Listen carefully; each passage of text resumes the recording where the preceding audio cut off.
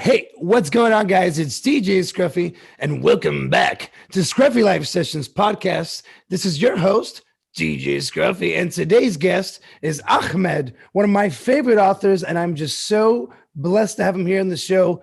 Welcome, baby. How are you? Hey, I'm doing well, man.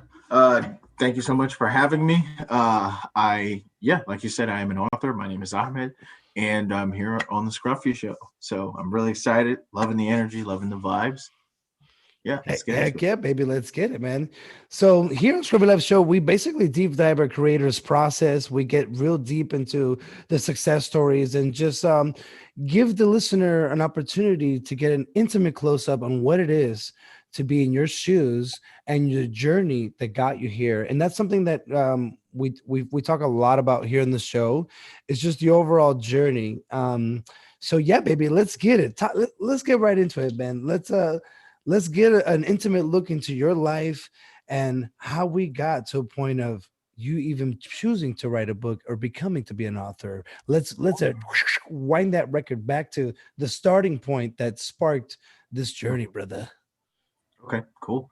I actually recently wrote a blog post about this.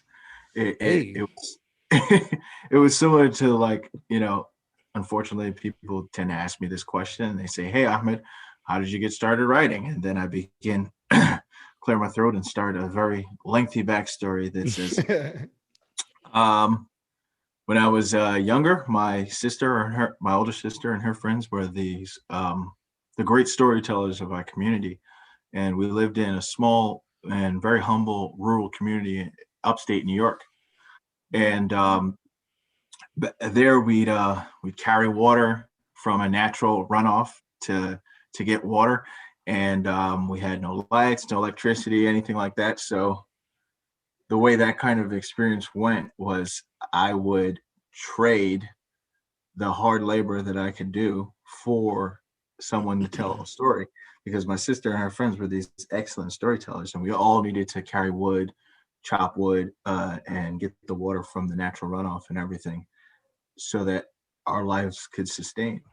And so what I do is I'd go to her and say, "Hey, look, I've chopped that cord of wood so that I could get 5 or 15 minutes of these stories that she would tell with these, really, really great protagonists, who came from these fantasy worlds and everything, and protagonists of real great renown, and they'd be battling against these imposing forces of evil and stuff."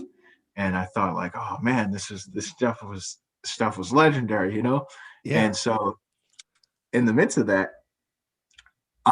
they would be elevated to, like, or at least in my child eyes, to like the fucking emperors of this community, because they could trade their storytelling for me to chop their wood or carry their water and all these different things. And I always looked at them and thought, wow, these people are like incredible, these storytellers.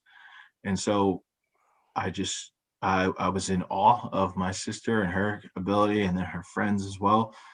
Some of them not so great storytellers, but still, but still, as a child and everything, you wanted to hear the fantasies and the worlds dreamt up by these individuals who were your elders and stuff, and had and could create these sort of worlds.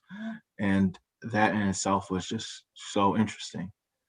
And then obviously there was some poetry and everything involved, because I remember distinctly staring at my sister from behind, and I was shorter. She was washing dishes and looking through the window, and the rain was falling, and she'd pick up each plate, wash it, and then dip it into some clean water with a little bleach, and then put it on the left hand side where the drainer was, and then she'd move through each dish like that, and she'd be standing there reciting poetry, Edgar Allan Poe, Wow. Shakespeare. And I just remember that image, and I was just like, wow, completely in awe. So that Wow. was kind of the catalyst for me becoming a poet, like, years later, and studying poetry and everything, and then going to college and everything, going through that process. And then I always knew that I wanted to write. I always knew that I for sure wanted to be a writer. I just didn't know when I was going to start and how committed I'd be. I was committed to poetry for years until I I was no longer committed to it because I had become sort of disillusioned with it. I was writing it, performing it, writing, performing. And I knew I wanted more out of that. And I saw the poets who had just published books of poetry and stuff. And I didn't like where that was going either with those people. And I didn't like everything that I'd written up until that point to formulate and fit into a book. I thought wasn't enough. Not in quantity, but just I thought that wasn't the right way for me. And so at that point, I decided, you know what? I wanted to make this thing that I had in my head canon called PIF. I wanted to create something called poetic illustrative film. I wanted to create short films that illustrated a voiced over poem. And and when I went and pitched the initial script to a friend who had done video back in college with me, he looked at the script and said, "Oh, well, this is like super grand. Like, can you cut it down to size?" And then so I tried to cut one down. And then after I cut one version of that down, I said, you know what? I actually don't want to cut anything down. So why don't I started thinking I think I was like 24 or something. And I was thinking, you know what? Karl Marx, own the means of your production. Commodity equals wealth equals commodities. I think it's CMC. Yeah. And so I was like, okay, well, that means that I need to create something that has low cost and I can repeat the process over and over so that I can make this money again. I'm going to write a book. That's why I need to be writing this book. And then at that point, I got ready to go write a book. And then I said, you know what? Why don't I just write a graphic novel first? I'll write a graphic novel first, and then I'll write the book later on. And then I start writing the graphic novel, writing the scripts over and over and over. And then I start pitching the scripts. At this point, I was still working in the Bronx because after college, I went back to the city. And so I was living in the city, working in the Bronx, and really just running from each library to library every day, looking for an artist because I realized, well, I'm not going to be able to draw this because, I don't have the capabilities. I can do the storyboards and everything, but I can't do the full artistry. So I had to acquire an artist to do that off of my script. And so I go from library to library until I find this one Mexican guy, and I asked him for his work on the spot, everything. That's what I was doing. I was just finding people, asking them to see their samples that they had on them. Nice. And then look. And then he was like, oh, that's going to cost you like $100 a page. He was like, this is not my first rodeo. And I was like, he said it just like that. And I was like, oh, okay. All right. Sorry, bro. And so I wasn't able to get him. I found another artist named Manuel. And at that point, we agreed to work together and everything and shook hands on it. I didn't know how to do contracts back then. I didn't know how to do anything. And so we agreed to do a project together. We shake hands on it. We start the project, and everything's going up, down, up, down, up, down. And then randomly he reaches out to me and said that he needs more money for rendering, like $100. So he actually comes all the way to the Bronx and meets me in the Bronx, which is something he had never done. Wow. And then after he meets me in the Bronx, I would never hear from him again. So oh wow. Okay. Yeah, so it was a crazy situation. I don't know. I don't want to call the guy a thief or anything because I didn't like the artwork at that time, and I wouldn't have been happy if that story was published either. So it all ended up working out. Okay. I like to think. And so that instance didn't work out either. Years later, I'm still pounding on the script. And I cut the story down this time. I cut the story down 1, 2, 3 times, and I reduced the overall story. And then I moved to California. I'm living in California, and that's when I really hit the ground running again. I went back out, joined all the local communities, joined all the local comics meetups, even though I wasn't a good artist. Sat there with them, talked with everybody, drew with everybody, wrote comics on the spot with everybody, and just immersed myself in the Wow. community. And then from there, I one of my friends within the comics meetup that we had at Lestat's said, "Hey, look, I have this show coming up. There's this show called Hargasm coming up at the I think it's called the Bumblebee or something. It's here in San Diego." Oh wow. Uh, and he's like, "I have this show coming up. Uh, you guys want to come out and support?" And so at that point, I'm like, "Oh hell yeah, I'm going to come out." He's featured in one of the books, and his art is there. And so I was like, "Okay, fine, I'll come out and support." And I'll also look through anything that's slice of life. I'll follow along the trend of slice of life and drama. Find any drama comic illustrator, buy his work, read it. Buying it shows interest. Reading it shows I know his content, and then from there approach and say, "Hey, how you doing? What are you working on right now?" And so at that point, Wow. I the show, I meet everyone there, and I meet one of the other artists who was inside of that book that my friend was also publishing in. And so I talk to him and everything, and he tells me that he's moving away from this style of art and looking for something a little more fulfilling. But still, we communicate, we exchange information and everything. And then finally, months later, I reach out to him and tell him I'm ready. And then he says, "Okay, well, let's meet and have coffee." So we meet, have coffee. He reviews some of the script on the spot. He asked me to email him a snippet of the script, not the entire script. And so I sent him a snippet of the script. And then at that point, he doesn't respond right away, but he tells me, "Hey, look, there's going to be this comics meetup, another meetup or expo in the Balboa Park area on such and such date." And he's like, "Okay, even if I don't end up picking up your work or can't help you, there's probably going to be someone here that can help you." And so from there, I take his contact, go to Balboa Park, and with a bottle of Jameson, because Hey. I was stressed by then. Yeah. So, He's so pulled out the Jameson. I could feel that. yeah. So, the whole time I'm surfing through the crowd, with the Jameson in my pocket. And and I never see him. I never run into him. But I sort go through every artist and ask them, "Hey, what genre are you working on?"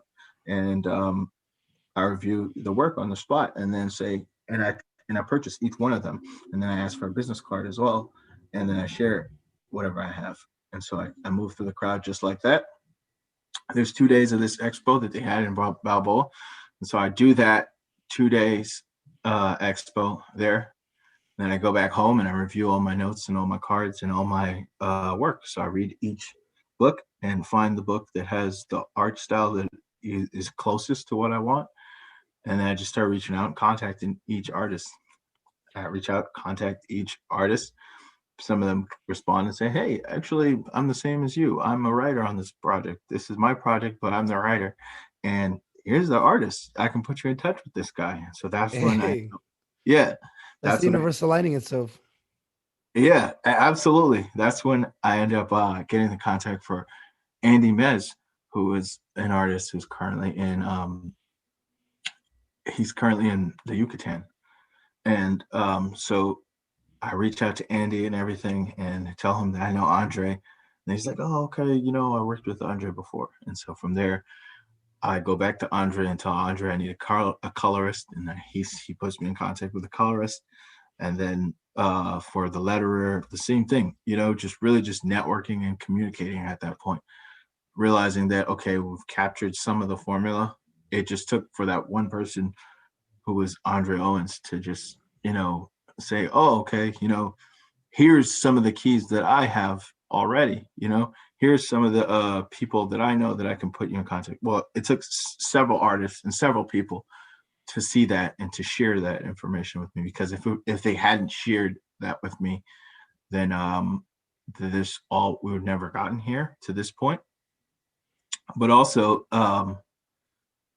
it took me supporting and showing support to the rest of the community, because when I came out to the comics meetups here and everything and showed support to those guys who already existed here, were working and everything, and showed up to when they had a show, when they had a book signing or something, then they were able to introduce me to other people, as well. The art of So networking. yeah, a lot of networking. That was that. I know that was I just went on a lengthy tangent of this. Oh no, Some. please go. We're going deep. When I mean deep dive, I meant deep. So please go. Yeah. So that was that was how we got to here. Then we just hammered away through the years, through the year of 2020 was going over the artwork, going over the script over and over until we got it crisp, or at least down to what we thought was acceptable enough to publish. Gotcha. And excuse my ignorance. So during that process, um, you at this point you're like you're an entrepreneur and an author trying to seek an artist to get to visuals for the book. I just want to make sure I'm understanding that Yep, correctly. absolutely. Gotcha. So when you're at these festivals, you're at these meetups, you're going around booth to booth, not only investing in it, so you have, like you said, showing that interest. But any particular style that you were looking for? When you say artists, like literally like people who like paint and create Oh, portraits and things like that. so I was also interested in that as well, something that could produce something a little more zany as well. Like you said, like I also looked at different forms of art, people that could draw um uh images and not just people. So Mhm. here's an example of another artist who I was talking to. His name is David Phillips, and here's some of his art from Agents of Soul, I believe. Hey, oh wow, that's But that's powerful. I want to show you this one scene in here. I don't think he minds about me sharing this.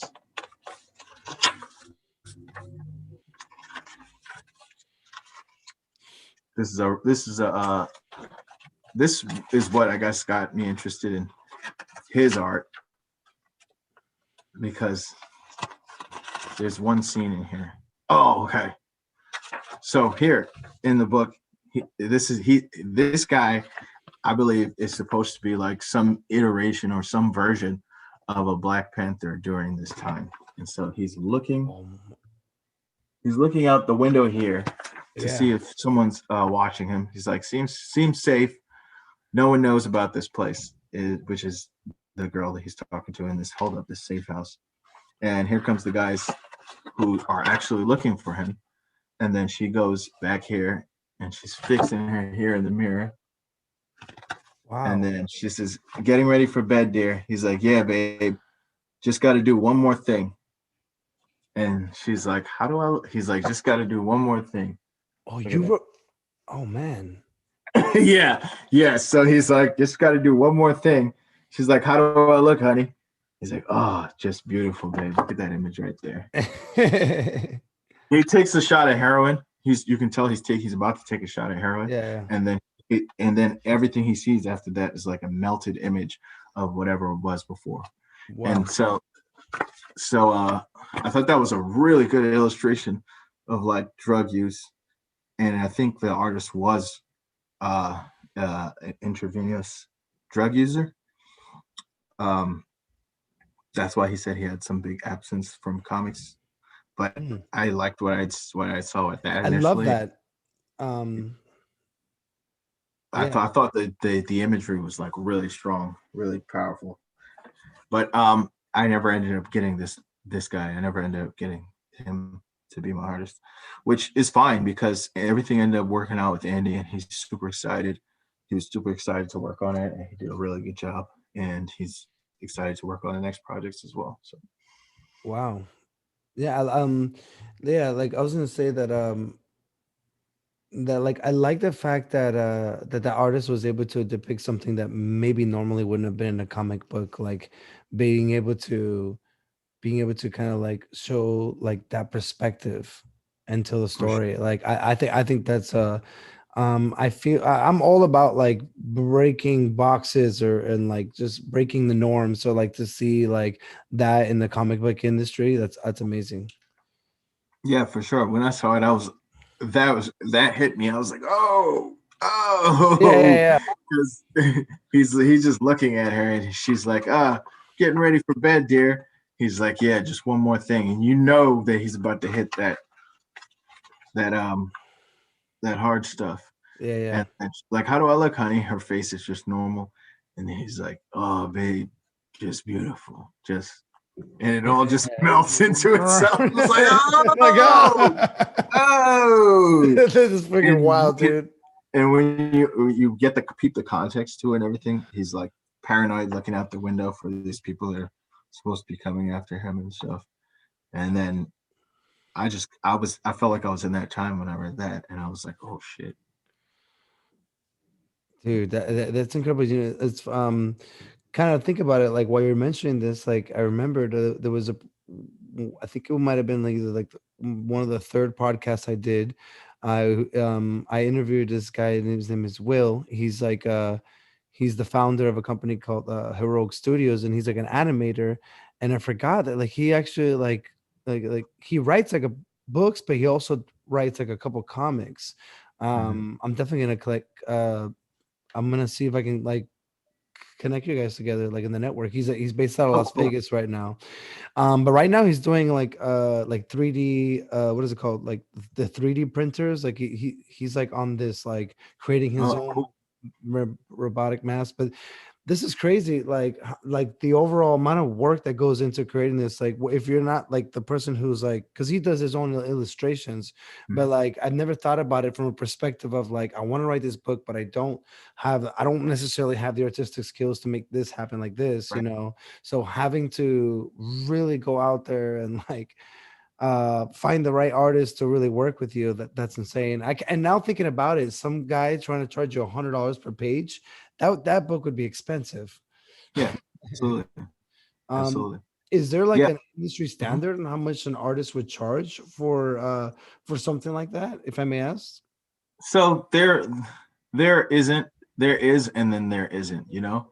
It's Mhm. all really subjective because it's based on, I'd say, whatever the artist has been paid in the past and whatever they're willing to accept for the project. Gotcha, gotcha. But I think mm, like no lower, I don't think anything lower than $15 would be acceptable. Even though that's very low, I think nothing lower than that would be acceptable, Hmm. you know, Wow. because sometimes a single page like this page is going to take a lot more time than Yeah, yeah, 100%. just 1 hour, you know. It's not, if you think of it in terms of hours, like, okay, say somebody needs to get paid $15 an hour for right drawing, that's going to take longer than an hour. But on the lowest end of the spectrum, people probably get paid around 15.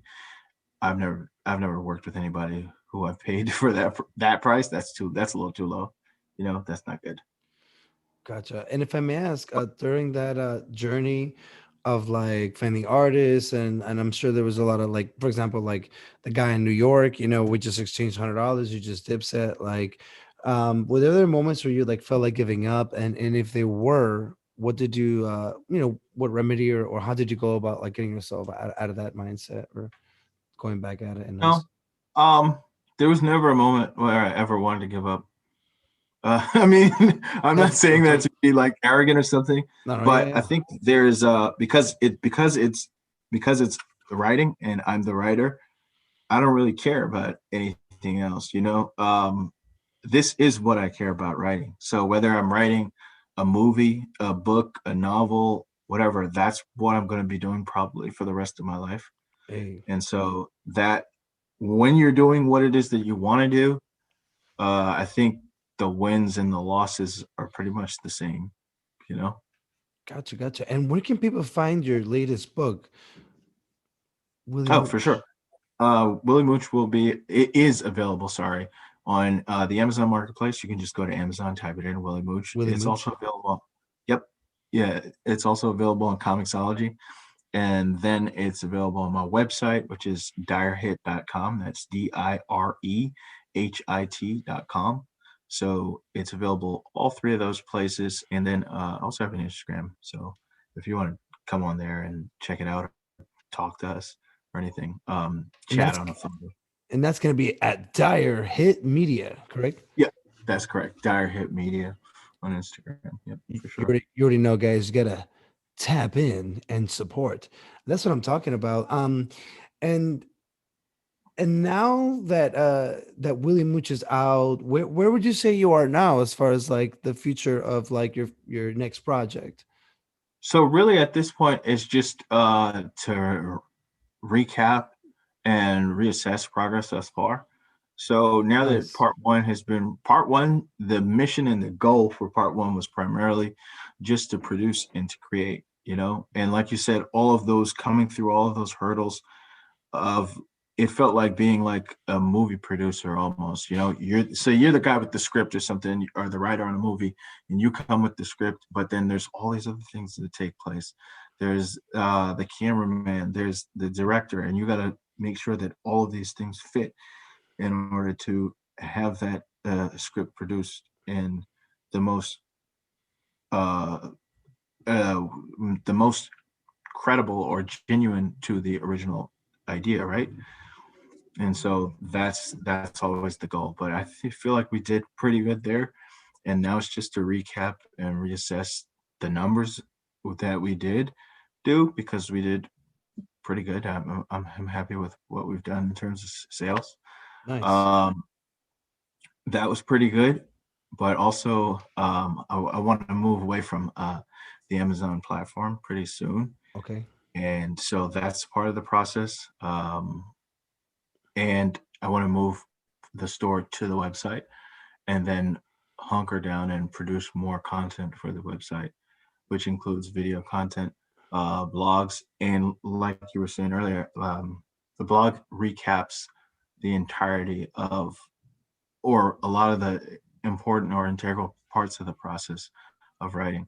I have two blog posts on there now. So the first one is just primarily an introduction or reintroduction for people who already know me.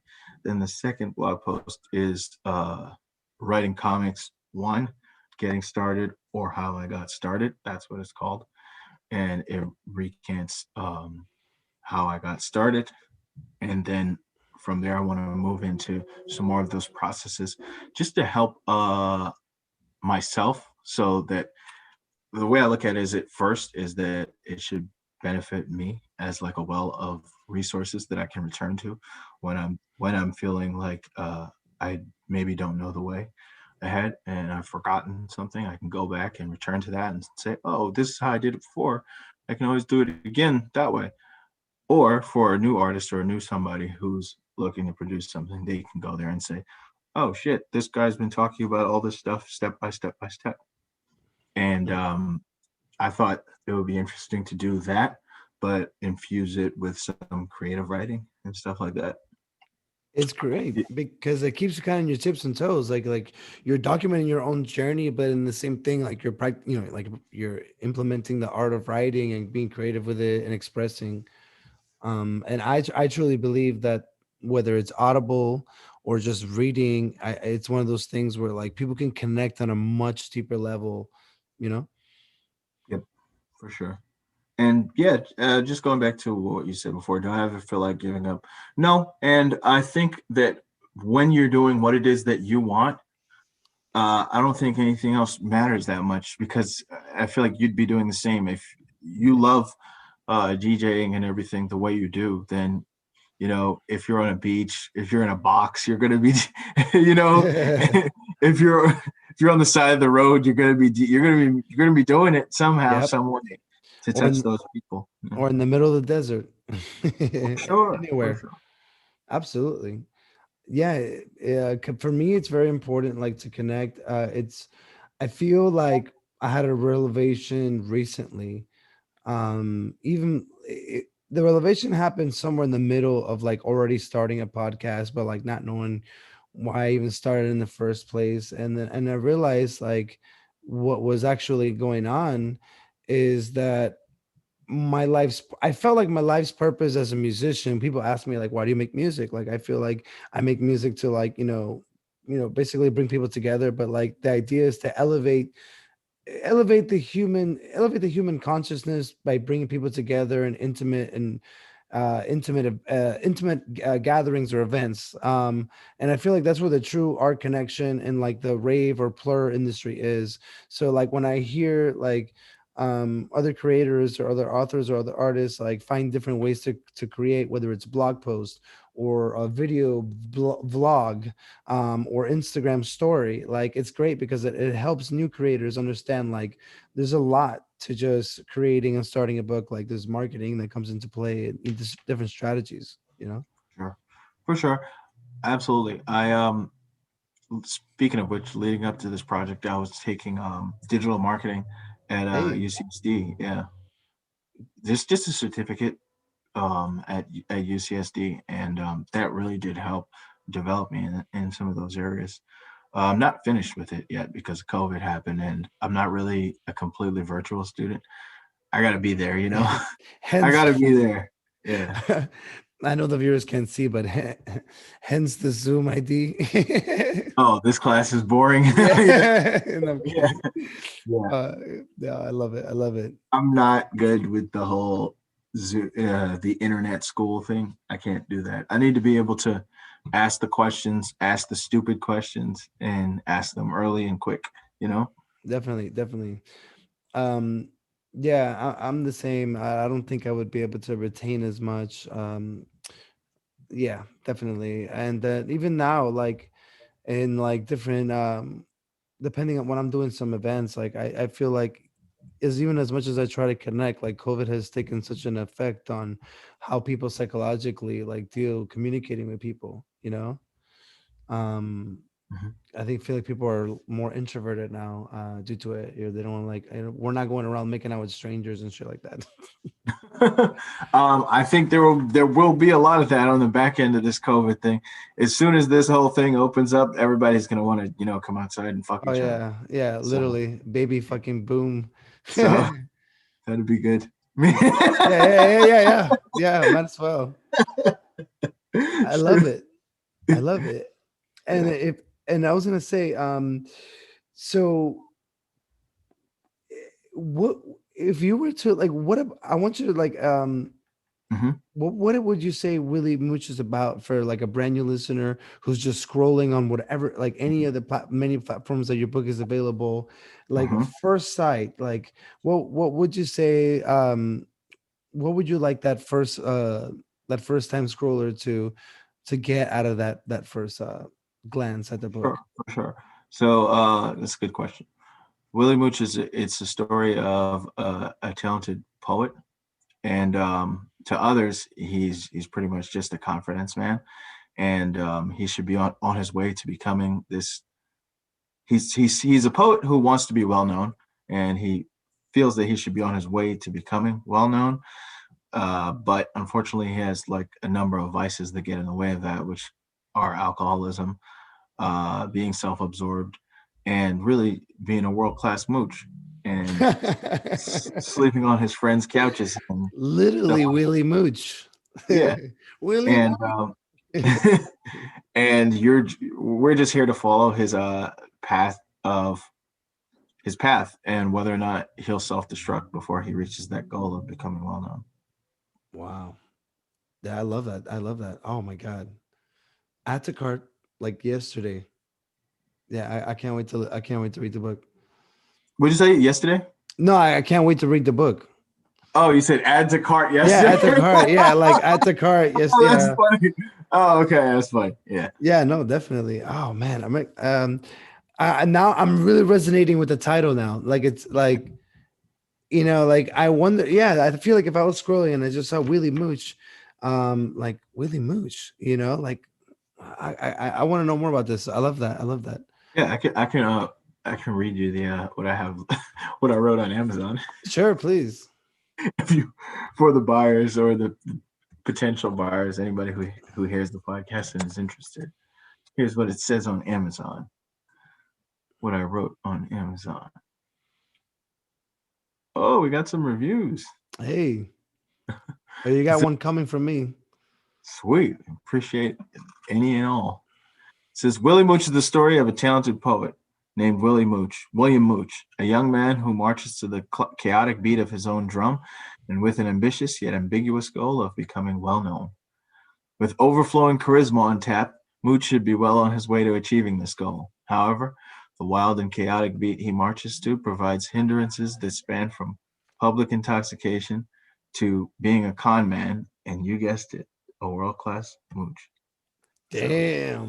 yo, dude, that's powerful. I love that. I love that. It's just us, you know. I mean, that's, you know. Oh, what inspired this? No. There's something inspired Willie Mooch. Come on. Which homeboy scarred you? Come on. Because I got a couple. There was actually a bunch of moments. So there's a few moments. We used to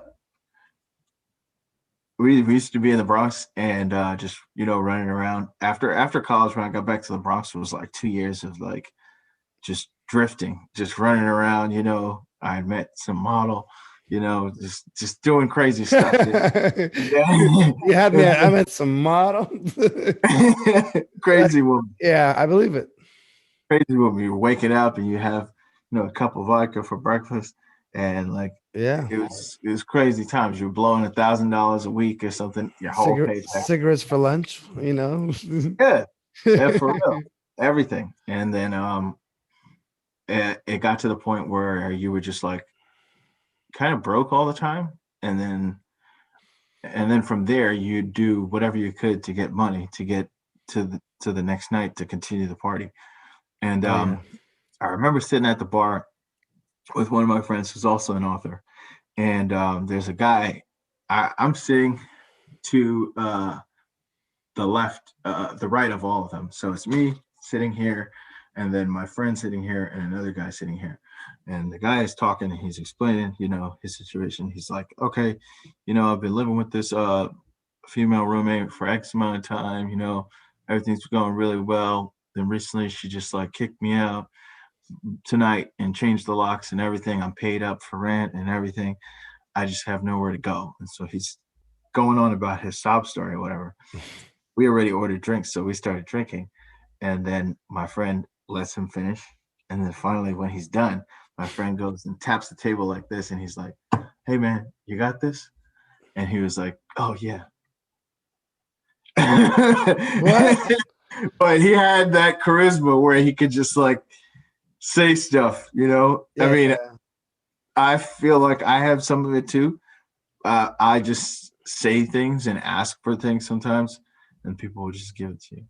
Hey, and that's the thing. Like, I truly believe like that in its own, it's kind of like a manifestation of its own. Like if you don't ask, you never know if you're gonna get. And another thing is like being open to receive. You know, some people being not open to receive mentally can block you from even getting anything.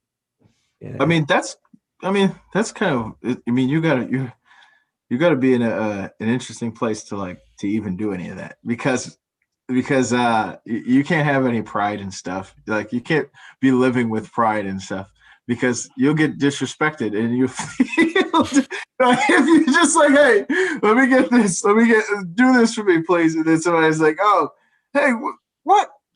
Fuck you, go buy your own drinks, man. Yeah. Like, you know, like or something. But when you say it with such bravado and such confidence, people like they just do it. When I got here, I met a guy who I'm friends with still, and he'd been working at a job for about 6 years, and he'd been late almost every day for work. And they had an intervention at work where they said, okay, look, everybody were having this intervention for this guy being late, and everybody showed up to the intervention for the guy being late at work. and he My, showed up late to the intervention. that figures. And they didn't fire him. And Didn't. Oh, that's no, fucked up. he was a world-class mooch. Very good. Very good.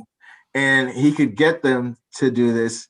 He would, mind you, he's not sleeping with anybody at this job or anything. He's just like, hey, just living from the sleeve, Yeah. just living with honesty I, from the I, cup, I was like, waiting for you to tell me he was dating the manager or something. nope, nope. Just come Wow. in each day and say, hey, look, I'm trying to make your hair. I'm gonna try to make your hair next week. Yeah. Yeah. I feel that. I actually resonate with that. I resonate with that a lot. Like I don't know. I'm on time with appointments, but I don't know what it is with certain corporations. Like I have like a 20-minute buffer. Like that's good. See, that's good. This is good characterization. and I have another thing which like I guess I don't say too often is like I want to be less trackable for no particular reason, but like having like particular times and all that, like and I'm not big on numerology, but like I prefer break that pattern as much as possible. I don't know what it is about it, but um I'm very punctual with things, but when it comes to like me physically being at a certain location, I like the power of like I don't know, looking at it from a different perspective. Like being there, like maybe I'm not meant to be there at 1 p.m., 105, or Yeah. at 12:50, Hey, you know. hey. I mean, I have some similar quirks like that, where it's like, you know, if I pull up in an Uber or something, I'm like, hey, I need to be there 5 minutes early, and Yeah. then you can't pull up in front of the building. You gotta pull up down there. I don't know Yeah, what's gonna happen. Somebody yeah. waiting for me. Honestly, for real, you never know. Yeah. Shoot. I mean, Pull up. you lived in New York City, and my father lived in New York City for a long time. We lived in Connecticut, and we visited New York a lot. Let me just Yep. preface that. Is it annoying that like people from nearby places of New York claim New York sometimes? Does that Yeah, annoy? but it's common, so I Okay. can't really chastise you for it because Yeah. it's too common. Yeah. But yeah, dude, I'm sure like that living on the East Coast, specifically in like dense, tough cities like that, like there's just some things that get consciously programmed just because of the spunk of the city and the weight of it all. And it's Oh, just for different, sure. you know. I mean, it's just like it's just kind of like 101 to me. And then like, I was 6 steps, I look take a look behind me through my peripherals or something. Mhm. I just that's just how I Yeah. operate. You Heck yeah. know. That is the city. There's a little paranoia involved. Yeah, for sure. Yeah, shit. I'm a doomsday prepper, man. Yeah. So, and before my wife was my wife, and we're moving in as roommates. Just get a load of this. So, I won't tell the story how my wife went on this one, but let's just say that after, once she moved in and we were just cohabiting as roommates, she was just like, because we literally moved in as just we were roommates. I was her landlord, living in the same place, and let's just say that she would go around the house and she would find weapons hidden and like, oh my god, this is so weird, like why is there I gave her the master bedroom, and I guess I forgot I had left weapons stashed everywhere. So, and this is when I lived in Florida, and when I lived in Florida, the Florida has a very the particular area I lived in was interesting. So that I had to be prepared for everything. So I had What kind of I I weapons we talking? I have said again. What kind of weapons we talking? So I don't know why this, I don't know if it's sick or what, but like I love the idea of like having a knife and something about like I wasn't gonna say like death by combat, something about like stabbing someone in the moment of like I have to protect myself just really calls me over having a gun and shooting someone. Yeah, you think there's more involvement, more self-involvement, It sounds sick, but there's more self-involvement and there's just something intimate about stabbing someone. And That's like, that's one way to explain it. Yeah. yeah, there's just something intimate about like you're violating my human right.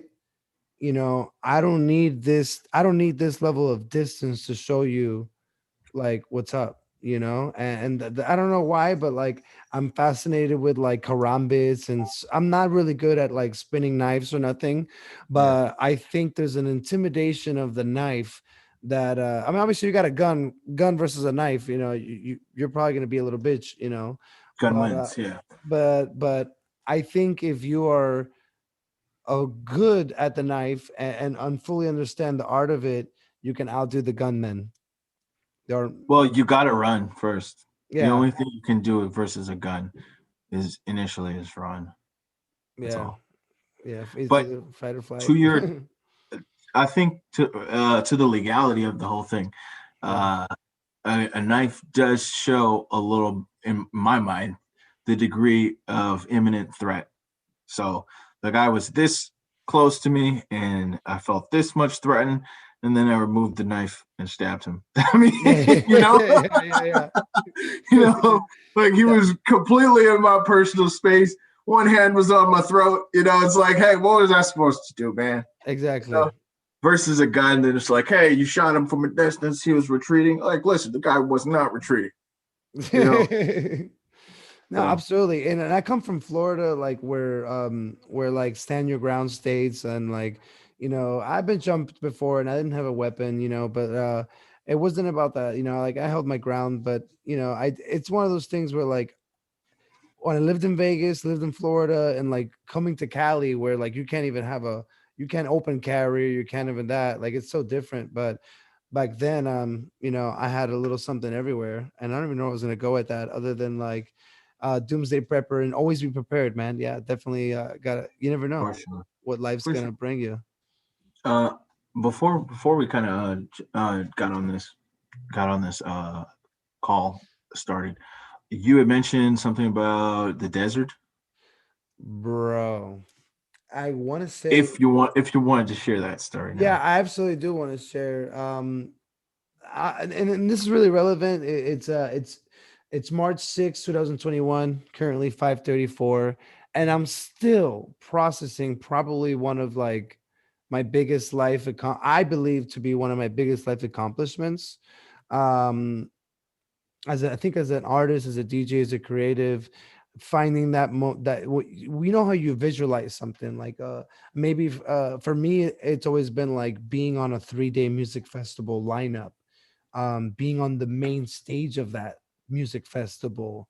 And this yesterday, I was blessed with the opportunity to perform at Social Desert, which is a very underground or like community where they host like nomadic gatherings, and it started out with one, and now they're at number 8, and it's gotten bigger and bigger. We went from having like 1 or 2 stages to having 6, and yesterday I was blessed to be at one of their biggest stages, and I'm just like overwhelmed. It's just like I got off before I got on stage, I was super nervous. I was just like, holy crap, like this is the biggest sound system I've ever been on, like biggest crowd. I was just like, this is crazy. And yeah, man, we're still fresh. I'm still processing it all, but it was And definitely, what I'm saying.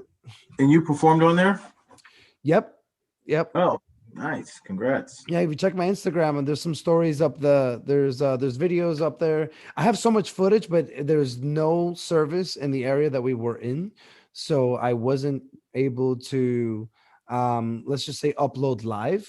And you Mhm. know what? To the respect to the artistry, I didn't want to upload anything live. I wanted to do that like uh remotely from a different location. But Trying to because oh yeah, trying to please. pull up your Instagram. Yeah, DJ Scruffy, no spaces. And you'll see my story there. And dude, what can I say? Shout out to Elation Moment for plugging me in with honestly just dealing with them. I didn't have to deal with them at all. Like they got me the booking, and I'm booked Got it. for every weekend this month. Every weekend this month. Every weekend this month, I have something, and I'm on every major music festival in California the month of March. Wow. That's Yeah, huge. it's my birthday month too, so it's to me it says more about, I see it more than just like, oh, it happened in March.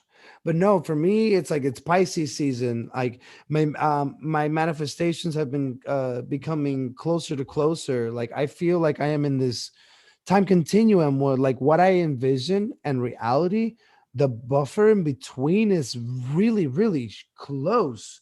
And it sounds like magic. And in my culture, I'm Jewish. Like we believe in uh the old Jewish ways. We actually believe in mysticism, like old Jewish mysticism, like the Merkaba, and things like that. Of that descent. So let's just say that like I believe in magic and that, and like I believe that whatever you program into your mind can become your reality. And it takes time. It's something that takes conditioning, but and programming. It doesn't happen overnight. But right now I'm in this time continuum where it's happening faster and faster and faster. And yeah, I'm glad that you brought it up, dude. Last night was a dream come true to be on my first 3-day music festival. And I Hmm. guarantee you, and if you think about it like this, I performed at probably the biggest music festival during the pandemic. I don't know if that's something to be proud of or not, but I'm fucking proud of it. It's just, you know, Hey, it's the biggest. I mean, yeah. the biggest. That's the equivalence of me being at EDC or Ultra or anything like that. Um, and yeah, it was beautiful. Yeah. Congratulations on booking the gigs. That's huge. Yeah, Um, man. Shout out to Elation. for sure. Um, so wait, you're a March baby. What? Oh, when's the day? March 13th. Oh, March 13th. Okay, that's Yeah. cool. I actually got another party for that day. It's called you know what? I can't even say the name on this one. This one's like hella underground. Yeah. But let's just say that we're celebrating Dr. Seuss's birthday, so it's a themed Dr. Seuss's birthday. Like that's Hey, yeah. yeah, they took my childhood out of rotation now. They're like, oh, this can't be read in the schools anymore. The No more, I don't understand that. I don't honestly. I haven't seen it, so I can't openly publicly say I don't support it or what. Because no more what watch the book be toothbrush on my toothbrush. is it that bad? Curtain in the, no more Jertons in the curtains. Holy fuck! Oh, these are good. No, I'm playing. Like what? That's It real might. though. That was real. Thing one and thing two. The Jerton in the curtain. Toothbrush on my toothbrush. So, question. From your perspective, you're hardcore in the industry. I tell me, like Yeah. like like tell me, like, can you, like, maybe I'm a little ignorant, can you let me know like where they went wrong? Like am I just blind Um, to it? Like is it that obvious that it was racist? Or no, I don't think they went wrong anywhere. People aren't gonna like me to say this, but I listen, don't this is think a big commit. I think music and art and writing and everything is a lot of the time is a reflection of the times.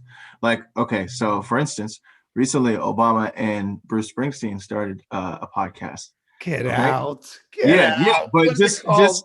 right. I don't know. I don't even know what it's called yet. But I'm gonna end up watching it. But that's just only a while. It's only a matter of time before somebody realizes this and they go and listen to Born in the USA, and he, so in the Born in the USA, he says, they sent me out to a foreign land, all just to kill the yellow man. And so, Oh, and so, and so somebody's going to take that and then come back and say, no, we need to retroactively hold these people accountable and stuff. And I think in some ways, when it comes to art and writing and stuff, I don't know if that's, even makes sense because, um, because art and music and culture and paintings and everything is a reflection of the times. It's history, in itself sometimes. And so I don't know what the overcorrection is about that.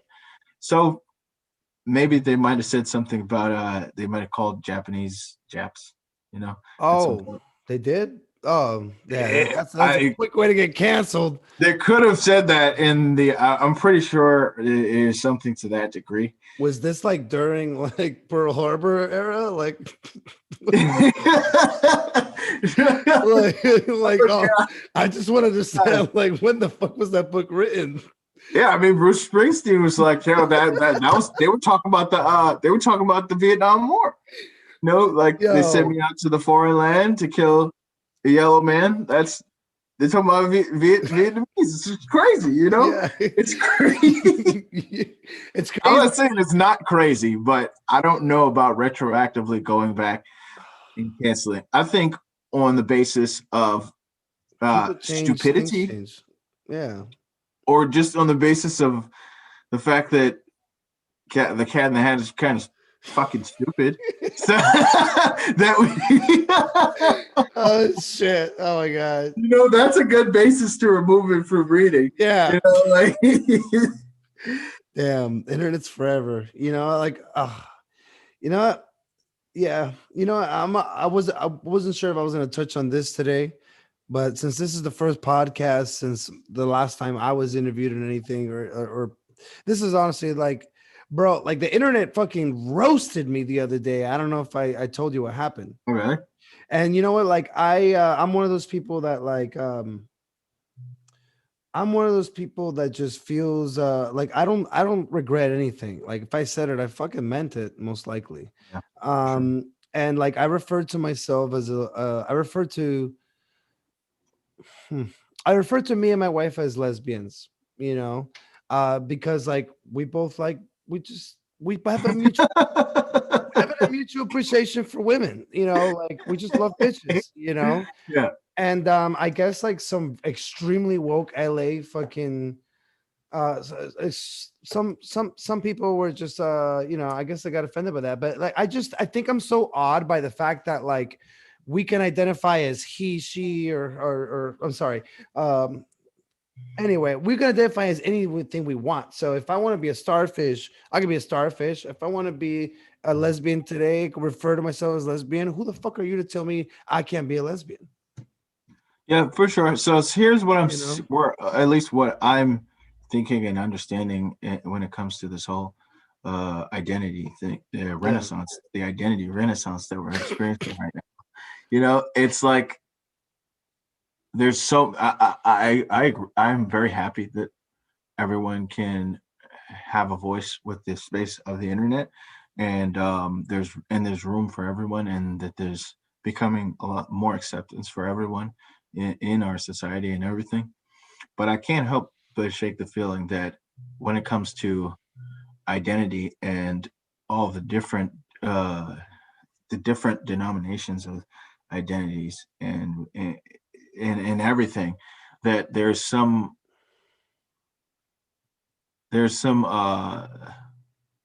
entrapments to all these roles that we're considering. So it removes us from, it disconnects us. Like there's so much focus on individual identity once again, that the collective is missed, and that it's separating us once again. You know what I mean? The Yeah, fact that just a comment like that could enrage and rile up people to that extent, it shows that we're creating these walls and these bridges between us. We had a joke. Sorry, go no, ahead. continue. Now, Oh no, I was gonna say I couldn't agree more. I honestly couldn't agree more. yeah, because we went to the Museum of Man the other day down the street in Balboa Park, and then it was crossed out now, and it says the Museum of Us. And my friend and I were joking, and I was like, "Oh yeah, and the next civilization in centuries to come is going to see, this old. They're going to unearth this whole old piece of architecture, and they say, oh, at one point, humans stopped calling themselves. They stopped calling themselves men and women and all of this, and they just became us. So Wow, it's hard. It's I harder feel that. for that future architect to come back or anthropologist and to discover who we were, because we because we fucking got caught up in all these fucking these these different categorizations, you know, and to the point Yeah. where we're calling each other us. This is we this is us, you know, and it's just I- I get the point though that people was said, you know, Museum of Man, and man has been all encompassing up until this point, and it's like no woman, but people could maybe not see the fact that woman contains the word man and look at it as a negative in the case that, you know, that or can just say that woman is more encompassing because it contains man within it, you know what I mean, versus I've like never thought about that. That's it's a fucking cup deep. half full versus, Yeah. you know, half empty kind of conversation, you know. Yeah. I feel that. Man is the one that's missing the woe, and woman has the whole thing, you know. So you know, I think it's a matter of perception and how we all Yeah. go into these things, these conversations with preconceived notions and everything. If you want to call yourself a lesbian on a weekend or something, then, you know, is there that much harm? We got to look at like the harm that's being done. Yeah. I mean, I never didn't say it with the intent of being like jokey or funny. Like I guess I say things that describe like the overall emotion, and I'm not very literal person like that. Maybe I need to. My wife, true story.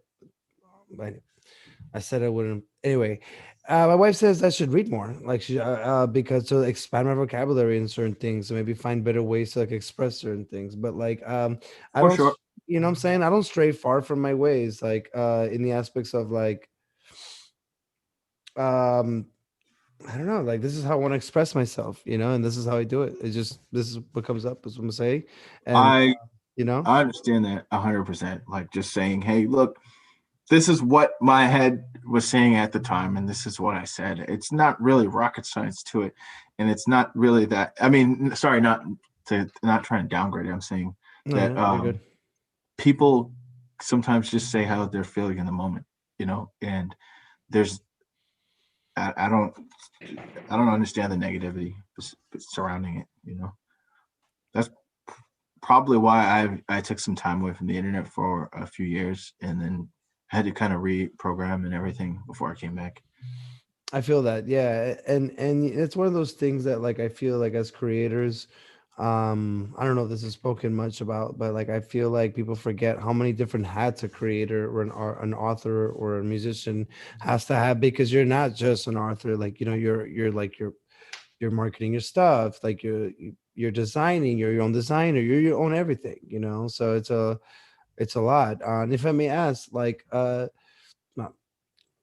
how would you say you what tip would you have for another author or creator out there as far as like time management and executing whatever vision or project you may have at hand? Like what life hacks do you have for productivity? I still use Google Calendar, and then I just go in and block out the time, and then I like on my wall, on one of my walls in the room, I have a few. I have a board, so Okay, a whiteboard with each day of the week kind of planned out, nice. and so I try to stay organized and try to let the board sometimes represent what is on the Google Calendar, but most often than not, it doesn't work that easily because the Google Calendar is the easiest way for me to update it. So then I switched and started putting just like bigger or important events on the whiteboard, and then the day-to-day events on the Google Calendar, and having the notifications follow up on there. And then I use Google Keep too. There's a lot of Google, and Google Keep for notes. Anything I'm need to remember throughout the day, I jot that down on Google Keep, and then I pin it to the top so that I can circle back to it. Then with Google Keep, it also has like labels. You can create labels that filter all those specific pieces of content into. So, for instance, if I'm using the phone and I have a thought throughout the day, for example, that is a song or something, I can tag it appropriately, or let me pull up my labels now. Oh, copywriting notes, content marketing notes, budget notes. So if I need a budget note, I can click on budget and go in and see some of my savings for the previous month. And then Arabic notes if I'm studying a language or something, you know. Hey, And then, Duolingo. yeah, plays, rock and roll if I'm writing a song, script ideas. And so, yeah, so I filter all of them that way so that, I can return to them easily and try to crank them out. But really just setting aside that time to work and showing up, whether you get X amount of work that was planned done or not, but just showing up. So if you say, okay, Monday, Tuesday, Wednesday, I'm going to write, and here's the 2 hour block that I have to show up and sit down. And then in that 2 hour block, you just show up and sit down. And however much you can get done, you get done. You don't beat yourself up about it. And you return to it. And the next day, you might have a bigger production in that day. Absolutely. I'm big on that. That's one of the things that I do often is actually like I do like batch to-do lists, but like I feel like the problem with to-do lists sometimes is people think they have to add every thing right away to the to-do list, and then it just looks like a huge list and you get nothing done. Yeah, I usually do like 3 items at a time. And then as soon as that's done, the amount of satisfaction I get from that, like it just wants me to write more stuff down. And before you know it, like 8 or 9 things got done, and you're not even thinking about it. It's just like bang, you know. that's good. Um, That's a good tip for me too. The three at a time, because I yeah, have a lot of ideas all I'm the time. telling you that right there has been the biggest one for me. Has been the 3 at a time. And it's just a big thing. And like if there is one particular task, this is like a if the 3 at a time had like a format or a filter, like if there was one specific task that maybe weighed on you heavier, do that one first and then watch everything trickle that easier from there. I call that one eat the frog, or I don't call it that, but I hear it's called eat the frog. Eat the frog. Yeah. Yeah. When it comes to writing, the biggest one for me is just mapping out that block of time and then sitting down and writing. Bang. I That's love it. it. And I have a question for any if for any potential listeners out there that want to get started writing a book, whether it's a comic or visual, like any kind of like a book that like how what tips would you have for them getting started?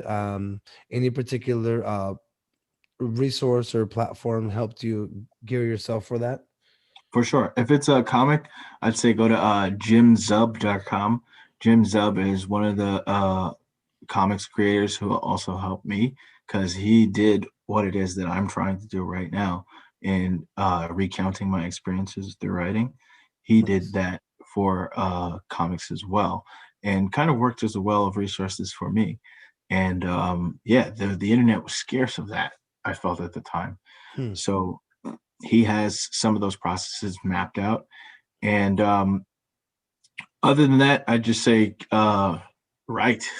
You got to get it done. Yeah, Get it and getting the writing done can be the biggest step, you know, because you never know how many times you're gonna have to edit or rework a script or something. So it's important to get it written. absolutely. Ah, I love that. Yeah. So if you're listening out there, guys, write her down, get started, take notes. Yeah, Can't stop, won't stop, and don't let anything slow you down. that's Definitely, it. dude. I'm excited. I'm excited to for your next book and everything else that is to come. Thank you. Yeah, I'm super excited as well. We're gonna launch like an Indiegogo campaign and gonna try to add some artwork and everything that that either people can donate for or we can just give away. I don't know how it's gonna be done as yet. And then gonna have produce some pins that I've been working on as well. Hey, show me the pins. It's crazy. I just put out a batch of pins. Oh, you did? Yeah. I actually got them done from the guy at the stats for a Hey, few weeks. So here's one, Willie Mooch. nice. You see the pack of cigarettes? Yeah. Wait, hold on. Oh wow, dude, you got different ones. These the buttons. Oh wow, these are so cool. Yeah. So he's like taking a cigarette from someone else. But mooching a cigarette. Yeah. The bum in a So square. I love that. so yeah, we want to add that to them. And then this is just a mock-up. It's not even what it is and what it's gonna be, but here's a look at one of them. This is just a mock-up of what one of those posters would be like. Willie the Mooch. Wow. Okay. So Nice. what it says is they're at the bar, shenanigans right here, and then this is the title up here. They're at the bar, which is shenanigans, and this is Mooch over here. He's holding a girl by her palm as they're sitting there at the table, and he says, "Your heartline tells me you're in a solemn drinking mood, and your lifeline says it's bad luck to drink alone." Oh, okay. Nice. So this is the Who's this is the paying? classic. Yeah, this is the classic soothsayer con. So in this moment, he's pretending to be a soothsayer or like a shaman. He's like, "Oh, your heartline tells me you're in a solemn drinking mood. Lifeline tells me you're." Basically, so she's gonna turn around and say, "Well, shit, since you're here, let me get you a drink." Wow, this guy is like, yeah. You mentioned con artist. He's on it. He's got something Yeah, it works. I mean, nice. I love it. Oh man. Oh man. I'm sure he's got some tricks under his sleeve. for sure. Yeah. Yeah, I'm Yeah. actually reading a book called The 48 Laws of Power, and Mhm. like I don't know why, but like I feel like I've like he resonating with with your book. Like I feel like there's just so many different tactics that come into like manipulating something or someone or a system. So like there's like an underlining tone from Willie the Mooch. There's something to learn there. So like if I feel like if there was like how to be a mooch, like be how to be a mooch for dummies, I feel like Willie the Mooch should be referenced heavily, like be on the science of it. Yeah, I think eventually there will be some value to take away from this for sure. Awesome. Not in the traditional sense of like people thinking that this is going to be a hero or something because it's not. Hey, I love that. Man, dude. Oh, so I drafted a couple random questions that I want that I wanted to go through. Cool. Hit me. Okay. One second.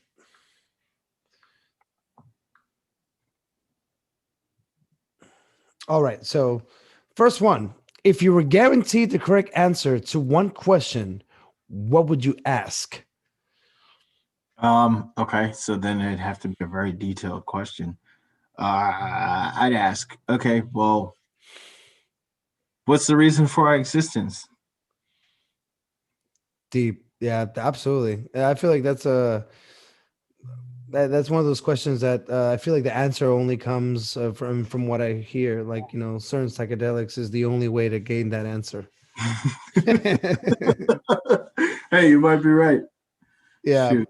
I have a lot of friends who are deep embedded into the Indian tribe, and like I overlook their ayahuasca ceremony sometimes, like on social media, because they're very open on like documenting their stuff. And I've never done anything like that before, but like seeing it and like seeing tapping into that culture, um, and like from their perspective, these are and we say that I feel like people throw the word woke out a lot, but I feel like it takes away from what it really means to be woke. You know what I'm It's saying? impact, yeah. It's Yeah, lessened its impact. it's taken away. So like now we have to say enlightened. Like anyway, but yeah, absolutely. That's a I like your answer.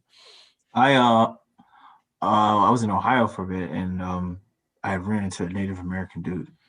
And yeah, I was trying to get in. I was like, man, can I come to like, the ceremonies. I'm trying to go on my spirit walk, man. I'm trying to Okay. reclaim my spirit animal and everything. He was like, "Look, man, I'm not even supposed to be telling you about this. Like, I can ask my mom, but like, it's probably gonna be a no." Okay. She's like, like, I asked my mom, man, but that's a good one. That's a good one. Hard no. Man. Yeah, man, you got to share the spirit, man, outside the culture. Come on. That's one of the things I love about the Jewish culture is like they put a lot of focus on like the younger generation because they want the younger generation to keep, pushing the culture forward and things like that. Yeah, It's crazy. yeah. They were Uh, just like, "Look, man, you have not been howling to the standing wolf, and you're not gonna yeah. be joining us for this ayahuasca ceremony or peyote." And I was like, "Oh man, Okay. no exceptions." Well, okay. Well, yeah, I'll definitely if I hear of any upcoming ceremonies in California, I'll let you know. Yeah, Um, I see a lot of communities, very tight knit communities. I can't mention their names, but let's just say that there are very tight knit communities that I am aware of that curate these experiences um, for many healing purposes. But a lot of it is just like connecting them with the fruits of it all. okay, cool, So yeah, very good. heck yeah. All right, I got another one. Um if you if you could choose your last words, what would it be? It'd probably be something like "fuck you," but honestly, hear me out. Hear me out. It depends on how you die because I still do believe that I want a glorious death. And those movies, those mob movies I used to see, where guys would go down with 50 cal or something. I'm like, Yeah. you know, that's that's it's glorious. I mean, Yeah. The look in his I eyes. don't know. I don't know what I would do to deserve that, but Oh, we're gonna be tracking this very closely. Oh my god. Oh, I love it. I love it. Oh man. Oh wait. you got more. Yeah. I got more. I got more. I'm trying to see what it's yeah. Okay, if you were to throw a message into a bottle, if you if you were to throw a message into a bottle into the ocean, what would it say? Nah, I God, don't so know. wait. If I threw a message into a bottle, it'd probably need some hope. It'd probably have to say something like, "You're not alone." Because if it ends up on an island and there's a Tom Hanks with a Wilson out there, you you, you at least want to let him know, give, like, "Hey, give him a good just read. keep trying to survive." Like, don't drink your piss after the third try. Hey, or yeah, it should probably have some tips in it for like shipwreck people. Yeah. There you go. I dig it. I dig it. Following that one, is cereal soup? Why or why not? Um, that's a good question. But what constitutes soup? Okay, because when I drink soup, anything that has like that has that swimming feeling inside my stomach. Anytime the food swims in my stomach like that, I feel like it's soup. It's a nasty Yeah, feeling. yeah, I You know know, what you mean. Yeah. I hate soup. I really hate soup. So stupid. Okay, so since you hate soup, like, if you were drinking soup, do you have one favorite soup? If I was drinking soup, it'd have to be like a soup for sick people. Like when I was growing up, they had this thing called yutney because I'm from the Caribbean and stuff. They had this thing called yutney. Oh, I love that. And I've had it before. It's great. oh, you have? Yeah. Oh, perfect. Yeah. So that's what we drink when you're sick, and that's the only time it tastes good. Forget about it. Forget it. Oh my god. Yeah, I feel that. All right, so this next segment is called this or that. Okay, and it might be a little random and not so relevant, but I like This doing. or that. Yeah, this or that. So, headphones or earbuds, and why? Oh shoot, that's a good one. Uh, Headphones. I like the over ear experience. It makes me feel like I'm in like a whole nother room with the music. Definitely, Yeah. absolutely. Yeah, I for a long time I was earbuds, but then I don't know, like I just definitely you're right. I definitely feel like the over ear experience is just way better, more Yeah, immersive. for sure. All Um, right. Puppies or kittens and why? oh, I would probably say none because look, I had a kitten when I was a kid, and then a woman wanted to buy that kitten, and I sold it. And so I thought you looked 20 heartbroken for a bucks. moment, like, oh, so I probably don't, care that much You're more about okay, I get you. I like it. I I'm a like it. very loving pet owner. Okay. Okay. I dig it. All right. Well, pancakes or waffles? Oh, waffles for sure, because they have those grooves in it, and then the Yeah, syrup gets trapped in it. hey, there you go. Yeah. Same. I like waffles better. Then, have you been to Roscoe's Chicken? No, I haven't. I have not. Ooh, definitely. Gotta get the chicken and waffles there. Oh fuck, dude, that's Mhm. historical shit. Yeah, we'll make that happen. Okay. All right. This is another short segment. Um, and it is called The Future Freaks Me Out. Okay. What strange food product will be bottled as perfume and cologned 20 years from now? Probably the same ones that have been. Lavender, probably weed. Yeah. Yeah, Dude, could you it imagine that? A weed cologne? I'm telling you, that would be a hot seller. probably exists right now. Yeah. You know what? But And if it's not, it's been patented at 608. yeah, Not to get off tangent from this quick segment, but when you were mentioning, I was like debating bringing it up, but when you were mentioning the whiteboard, I was thinking about it. Is there a whiteboard that can digitally connect with your Google Calendar, but you could still dude. write above it, you know? Yeah. I would like to own that if there was. Uh, Yeah, right? because I've been looking for a bigger and a big and touchscreen monitor, or Mm. even TV that was touchscreen that I could just do that with. Because in my head canon, I kept thinking like, I'm gonna get this touchscreen TV monitor, and I'm just gonna, yeah.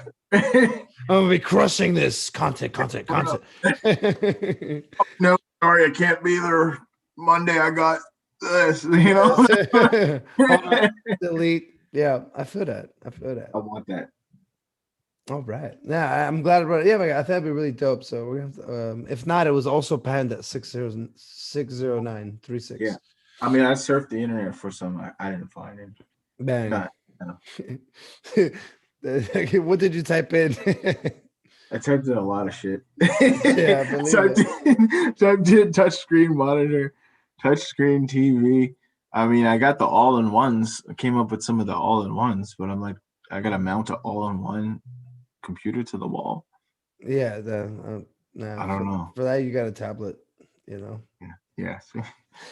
Well, I got this next one for us. What lessons have you learned that you'd pass on to your children in the future if you would have kids? You know. Okay, so I probably tell them, don't waste a lot of time, thinking about living your life and just live it, Straight up. you know, because I think people get caught up in even with some of the self-help books and stuff. I remembered a few years ago I was still watching Joe Rogan like pretty frequently, and there was this guy who came on there. I can't remember his name. He had white hair. I think his name was like Luis Pena or something. I'm still not sure because as soon as I listened to this, I kind of just realized, yeah, he's right. So I was watching the show, and at some point, he was talking about like, yeah, I met this kid, and he was reading all these self help books, and he was reading, uh, this book or that book. And at the time I was reading David Data's The Superior Man, and he was like, yeah, you can read all these books and stuff and worry about all this crap, but at some point you got to just get up and just like live your life. You got to take action. All this book and all of those things were primarily just theories prior to any implementation, Yeah. And so at some point you just got to get up and you got to act and you got to do things. And so that's what I did. And I was like, you know what? Uh, I've gotten what I came for with this podcast, and that's pretty much enough for me. So sometimes I go back and I watch like little snippets of the Joe Rogan podcast, but I don't go there watching it anymore because that was enough. Yeah. No, 100%. I feel that. And yeah, sometimes I do that too. Like I just need a couple fresh reminders of that. I often have to do that with like a lot of like, I'm constantly trying to like reprogram like my mindset, and like sometimes I forget what mindset program I'm trying to program. But that's a thing when you're trying to reprogram your mindset. Yeah. You know what I'm saying? Uh, so yeah, I don't know where I was gonna go with that, but yeah, just gotta say, oh yeah, I would go on YouTube and watch this specific video that it's a great video. Like it's like what things billionaires do in their morning. But there's like this one guy named Andrew, I think, who has this whole course on how to like accelerate learning, and I don't know, he's one of those guru masters. But he talks about his morning routine, and his morning routine like blew my mind. Everything had a reason for it, and every time I listen to it, it kind of shapes my mindset of what a morning routine should maybe be like, and it kind of helps me be it re-inspires me to be successful, or not to be successful. It re-inspires me to optimize my mornings. Okay, so go ahead and share a little bit of that if you don't mind. 100%. So for, and it might not be in the exact same order, but like, like when you get up in the morning, like you definitely like want to, so like when you're getting up in the morning, first I got to give you a little breakdown of like what brain waves you're going through when waking up. And this is why it's so crucial to do these things most likely in the morning. But let's just say you're waking up and you definitely want to like drink like a couple tall glasses of water. It sounds corny, but you definitely want to like rehydrate. Followed up by most likely stretching to like, so just start like, obviously getting your body loose and stuff like that. Some of these may sound a little basic, but like oxygen, like doing box breathing, like particular breathing techniques, like can actually like oxygenate. I don't know if oxygenate is a word. I might be butchering the word, but like Yeah. just like becoming alkaline with yourself Mhm. by doing like particular breathing techniques. He talks about brain smoothies all the time, but like certain berries and certain superfoods to like feed the mind. Um, and it goes deeper into like writing things down, like definitely like the power of like writing things down. So like, he talks a lot about that. Yeah. I hold on. There's honestly a lot of really powerful ones that I'm just probably not as fresh in my mind. That's fine. Um, I can you know what? We're here. Yeah, I'm gonna pull it up right now. cool. While you pull it up, I guess I can talk about what I do in the morning or what makes me feel optimal in the morning. What Hey, makes me feel optimal in the morning is primarily or not just the morning, but for an entire day. If I read, write, run, and explore something in my spirituality to some extent. So if I read, that's a good morning, but it's not good enough if I don't write, and it's not good enough if I don't run or explore some spirituality and take a few moments just to be still. So as a holistic being, I'm always thinking about my mental, my spiritual, my physical, and my financial as well. But also, did I say my mental? Yeah. Okay. yeah. And then my spiritual. So all of those, I don't know, I probably said some of them multiple times, But all those are what help me keep fueled. So the mornings that I run, always show up to work or wherever I'm going with, good energy, good vibes. And if I've gotten in the reading and the writing, wow, there's really nothing that could make me down in that day. Things can Yeah. happen, but they're just things that happened. Yeah, I feel you. It's not things that like will penetrate that shield, it's just Yeah, like psh, bang. that's it. I love it. Yeah. Uh I resonate with that a lot, it definitely. And it's these things that like we do, these little daily mantras that like empower us to be, I'm gonna throw it out there and say like our best self or like our superhuman part of ourselves where like very little things can affect you in certain ways. Like it's almost like gassing yourself up to be like Superman or indestructible, For to sure. yeah, definitely. So I found the video. So the video on YouTube is called the $1 billion morning routine, habits of the world's most successful people. Um, and I believe this is curated by Jim Quick. And he has like his accelerated learning courses. I follow this YouTube channel called Be Inspired. Yeah, it's called Be Inspired. They got like 7.3 million people followers or whatever. But anyway, I'll let this play for a second, and I'm just trying to go through just a couple of these, and just for inspiration, and we'll deep dive it together.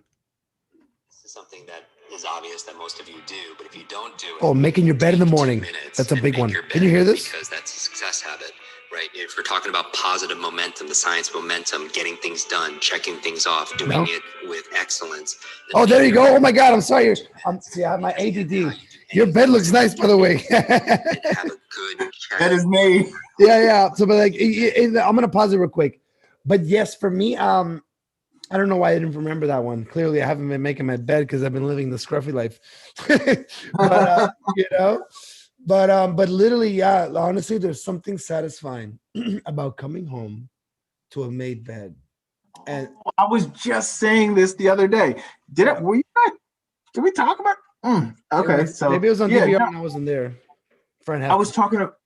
Oh, okay. I was talking about this. Who did I talk? Maybe my neighbor.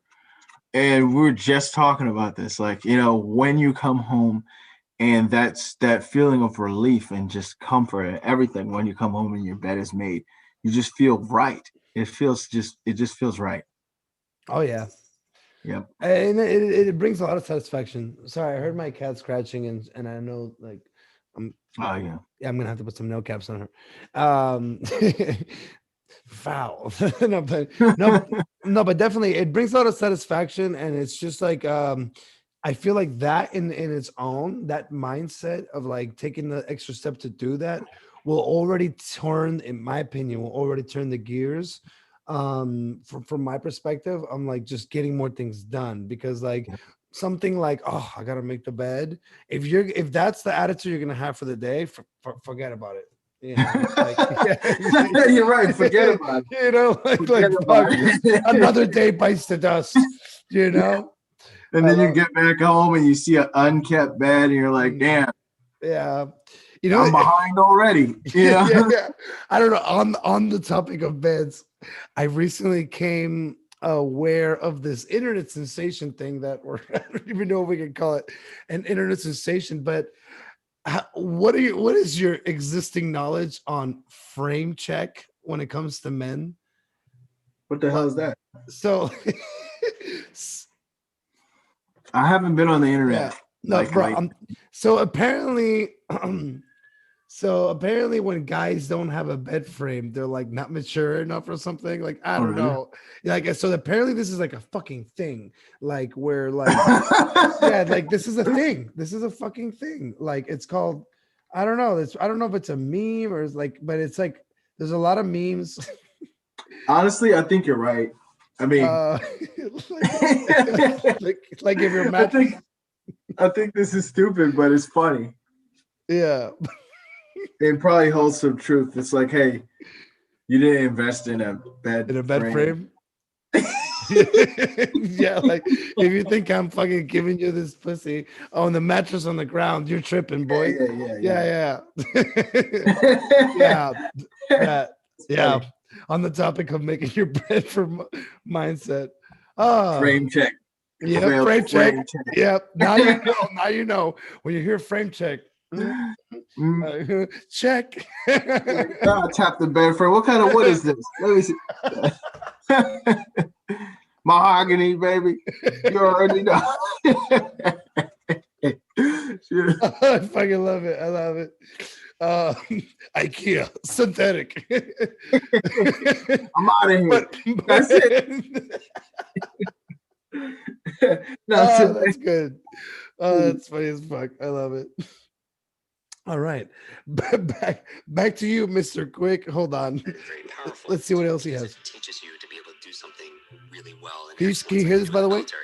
And the other benefit is when you come back at the end of the day, you come back to success. You come back to your bed already made. After that, what I'll do is I'll go into the kitchen and I'll have a tall glass of water because, you know, we use a lot of water and most of us are very dehydrated at night. I'll take my supplements there. I take my probiotics, which is the big one, because your gut is your second brain. We talk about quick brain, you know, being your brain in your head, but you also have incredible amount of nerve cells in your gut. And so I want to make sure that's being fed and healthy. So I take my probiotics. Then what I do is I do my breathing, right? I'm thinking about the things I'm focusing on here. I'm thinking about excellence. I'm thinking about hydration. I'm thinking about oxygen. Whatever your breathing technique is, I focus on breathing. So whether it's box breathing or alpha breathing, whether it's Wim Hof's method, I do a breathing technique because I want to fully oxygenate my body and, you know, my brain, which is obviously part of my body also as well. And maybe we could do another episode dedicated towards that. I do my meditation in the morning and also later in the afternoon or evening, sometimes before I go to bed, but I always do an early morning meditation. I do it for about 20 minutes. Mindfulness is so important. So I want to have a clear mind as I enter the day. And so meditation puts me in that space, 15, 20 minutes. Some of you use Headspace app. Some of you use the Muse device, use some kind of technology. Real quick, what are your thoughts on meditating and like what level of impact that has on like your overall, whether it's a morning routine or once a week or once a month, like just from your perspective, what are your thoughts on that? Meditating is great. But I guess when I kind of fell out of love with myself for a while, a couple of years back, I didn't want to meditate because I didn't love myself. But I think meditating is huge. You know, sometimes now I won't listen to music on the way to work. I'll listen to, like he said, like a mindful video, just which is like just, you know, being mindful of the drivers on the road and paying attention and everything rather than zoning out to some Motorhead or something, you know. Yeah. You know, I feel that. Yeah. I feel that. You know, it's funny because like the more I get into the habit of like learning online, which is like for me, that's like, even though my parents paid for college, I didn't go. I decided to give them the money back. But like I feel like YouTube is my college. Like I'm constantly like not YouTube in general, but like the internet as in its own. Going in and like learning certain things, and like that's why I love like these online little niche communities, because you can in the morning I'll often listen to something and it'll just start my whole day, you know, give you that daily motivation of like I should do something out of the box today. Yeah, I can dig that. Yeah. I used to say Please. I used to listen to the same video every day. Which one is this? I think it's mindful driving, and it's a female voice, and she's just talking about, you know, focusing on the road, Driving. Yeah, mindful driving on the way to work. You Get know, out just of here. mindful. It's like a driving meditation. What kind of Yeah. what kind of tonality are we talking about? Like, yeah, keep your eyes on the road there, lassie. Oh yeah. No, it's a woman. Let me see. I'll pull it up now. Mindful driving. Hell yeah. I didn't even know it was a thing. Yeah, driving meditation, 6 minutes, mindful driving. And I just listened to that one day and I was like, oh, this is good. It's by 365 Days of Meditation. That's her channel. Wow. And I heard that once, and I was just like, yeah, I wanted something to help me more get in the headspace, because at some point I was stressed going to work in the morning. And I Yeah. felt like music wasn't helping me getting into the right headspace.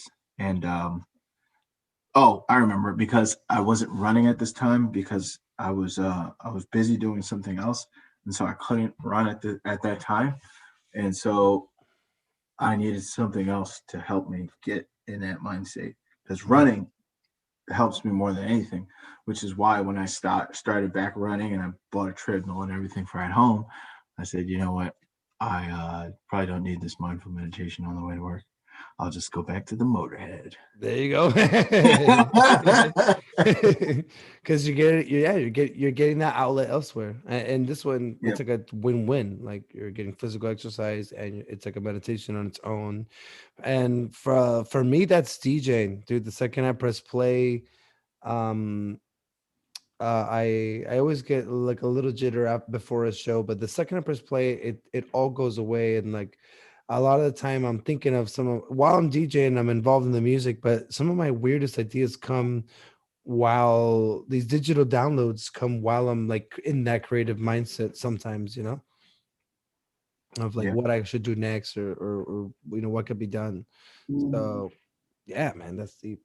So yeah, I mean, there's just so much. It's crazy, but yeah, there's so many things you could do, little things that we do, and that may not seem like much, but that can add up to the grand scheme of things, whether it's productivity or success. Yep, for sure. Definitely. Um, yeah, man. What can I tell you, man? This has been one hell of a journey. Ooh, big question. I just thought about it now. How has the pandemic impacted your obviously, like, probably going to like live shows and stuff, is a lot harder for you now to like network and like get your book out there like to other artists and things like that. But like, if from your perspective, like, how has it overall like impacted like your business? I'd say I don't know, because I wasn't in operation prior to the pandemic, Oh, gotcha. but I no longer can have some of those meetups and stuff that I'd had in person and everything, because one of the Lestat's location, I believe, went out of business, and that was a huge Wow. location for musicians and for everybody. That's been shut down. Even like Jason Mraz performed there and everything, so it's a pretty popular spot. And then the other Lestat's I don't think has been open either. And well, even if it has been open, it hasn't been open for like meetups and stuff. So the community for me is kind of lacking, when I thought it would be better by Yeah. now. It would be more expensive at least. Yeah. Yeah. Um, I mean, the discords and everything are still there, but I hate it so much. Yeah. Absolutely.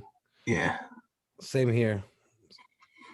Yeah, I feel like it's been progressing in the better direction little by little, but it's one of those things where like PTSD, like we're all gonna have daddy issues from coronavirus, you know. Yes. Yeah. Yeah, for sure. Yeah. I dig it. Awesome. Well, so dude, let's talk real quick. Where can people, and I know we mentioned it a few times in the Mhm. podcast, but like, where can people immediately support your craft, connect, and just continue to follow the journey? Oh, okay. So direhit.com is the main place that we have right now. That's my blog/website. If you go on there, you can leave comments and communicate with us directly.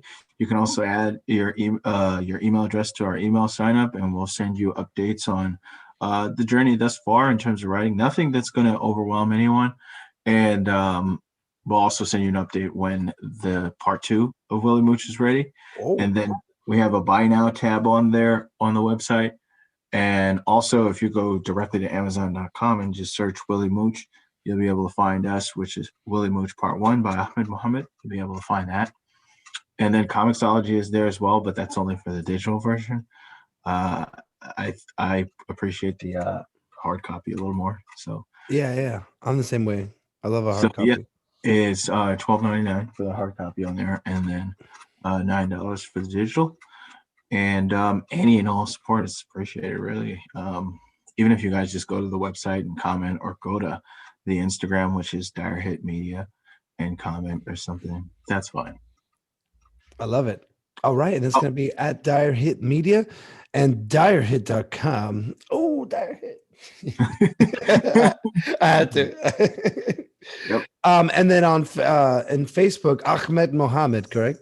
That's correct. Yep. I love Yep. it.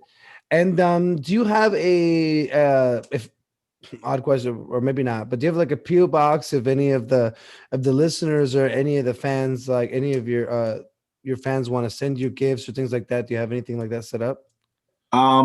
So not at the moment, but if somebody wanted to send something at all, they could just message me on Facebook Okay.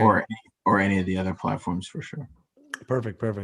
Yeah, because nowadays, like I've noticed that, like, you'd be surprised, like when we least expect it, someone's listening and they're really embedded into our craft, and they might send us a gift.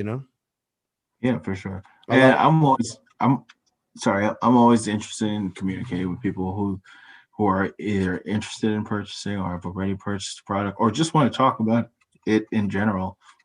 Yeah, or anything. I mean, it doesn't even matter. If people have messaged me on Facebook before and we've never met, and they're just like, "Hey, how's it going?" And I just respond, and then got a new friend, So Oh yeah. I had a stranger actually get upset once for like responding and having a short quick conversation, but like I guess maybe not seeing his messages in a while. And he's like, "Are you mad at me? You don't want to be my friend?" And I was just like, and then he asked you for $100, and this is like a complete stranger. Yeah. Anyway, Facebook can be a not those random types of place. friendships, just the friendships that ain't based on any gives and takes. Yeah. Yeah. No, yeah, but anyway, yeah, but absolutely. No, definitely. I'm still using Facebook as one of my, I don't want to say one of my bigger outlets, but I love Facebook. I get a lot of love, obviously from family and stuff there, but it's nice. It's a nice platform still, it's a network. For sure, yeah, I agree.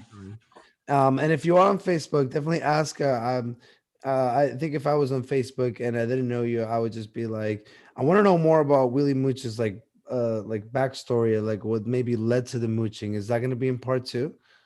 I think that should be definitely in the upcoming parts Oh for wow, sure. Yeah, badass. I was just it's gonna guessing. be it's gonna be there. I don't want to say it's gonna be part 2 and then someone Yeah. hears and then says, "Hey, you said it was gonna be in part 2." It's like production. Did you see how long it took me to get the artist? Damn it. Oh, goodbye, refund. I love it. Man, well, dude, Ahmed, I just want to thank you so much for coming on the Scruffy Life Sessions podcast, taking the time to deep dive your journey, and honestly, just us kicking it here and just like having fun, even going online and deep diving other success stories and helping our listeners, hopefully become more successful or be inspired to start whatever journey it is that they're on. Well, thank you for having me, and yeah, it's been a great conversation. I really appreciate talking to you. Absolutely. And just know that we would love to have you here on the show again. We definitely want to track your journey closely, and definitely the Willie the Mooch. Is there a way you can get Willie the Mooch, a voice impersonator on the show for episode 2 to kind of like embody Willie the Mooch? That's funny. I think that's something that can be looked into in the future for sure. Yeah. I actually know a few voice actors, but they're mostly female voice actors. But yeah. but I think females can do voices too. So when it comes to like this line of work, anyone can kind of do it, right? 100%. You know what? Yeah, I completely agree. There's no limit to that at all. I was trying to think as, oh my God, I can't think of her name, but it was one of my really close friends from high school. I can't think of her name right now, who blew up during voice. I had no idea. I had no idea there was an industry for that. Like, I didn't know. I knew there was an industry for it. I didn't know how big it was. Yeah, it's huge. Definitely. Well, we definitely, and the reason I brought it up is because, like, yeah, in the case you ever do like an Audible book or an Audible comic on it, I think I'd be really interested in any way that the Scruffy Life can contribute to that. We are absolutely ready to contribute to that level of production. Okay, I will keep that in mind for sure. I got your back. I got Yeah. your back. Alrighty, Ahmed, respect and love. Remember, guys, make sure to connect. Go on Amazon and purchase your copy of Willie Mooch, baby, and get a closer look at direhit.com. Ooh, Dire Hit. And make sure to also connect on Instagram, Dire Hit Media, and Ahmed Muhammad on Facebook. And yes, thank you so much for coming on the show. Respect and love. Make sure to connect with our guest. This is your host, DJ Scruffy, and catch us again next week on Scruffy Life Sessions, baby. Out. Thank you. Respect and love. Any last words of wisdom for our listeners? No, just thanks for your support. And if you're watching, then thank you for watching. Gang, gang. Let's get it once again. Like and subscribe. Like and subscribe. Smash that shit. But guys, respect and love. Thank you guys for listening and sticking through this fun episode. Oh, cannot wait to edit this. And yeah, catch you guys next week, guys. Respect and love. I'm gonna go get food.